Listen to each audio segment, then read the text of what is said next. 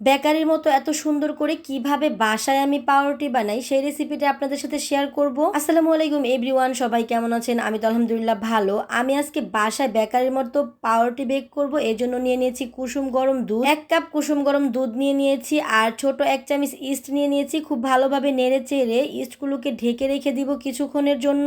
20 minute পরে ইস্টগুলো এমন ফুলে উঠবে, তারপর পরিমাণ মতো ময়দা দিয়ে দিব। আমাদের এইখানে প্রায় 1 কাপের মতো ময়দা লেগেছিল। ময়দাগুলোকে খুব ভালোভাবে মথে নিতে হবে। তারপর রুম টেম্পারেচারে একটা ডিম দিয়ে দিব। ডিম দিয়েও কিন্তু খুব ভালোভাবে মাখিয়ে নিতে হবে। আস্তে আস্তে খুব ভালোভাবে মেখে নিয়ে সফট একটা ডো তৈরি করে নিতে হবে। আর এই ডোটা একটু সফটনেস করার জন্য আমরা একটু তেল দিয়ে দিয়েছিলাম। একটু টাইম নিয়ে ডোটা করে নিতে হবে। আর পাউরুটি বানানোর প্রসেসটা কিন্তু খুবই ইজি। বেশিরভাগ টাইমে আমরা পাউরুটি বাসায় মেক করে থাকি। পাউরুটির ময়দার ডোটা কিন্তু প্রায় হয়ে গিয়েছে। আমরা এখন একটু রেস্টে রেখে দিব 10 মিনিটের জন্য। গাইস 10 মিনিট পরে ফিরে আসলে এমন ভাবে ফুলে উঠবে, দেখেন ফুলে ওঠা ময়দাগুলো কিন্তু খুব ভালোভাবে নেড়ে চেড়ে নিতে হবে। আবার সফট করার জন্য আরো ভালোভাবে মথে নিতে হবে।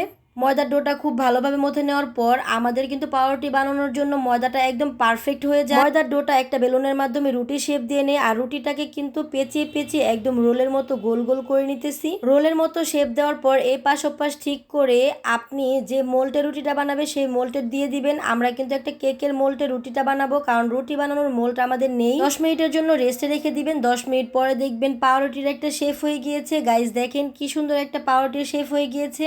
পাউরুটিটাকে আরেকটু সুন্দর আরেকটু লোভনীয় করার জন্য আমরা দিয়ে দিব ডিমের কুসুমের অংশটা।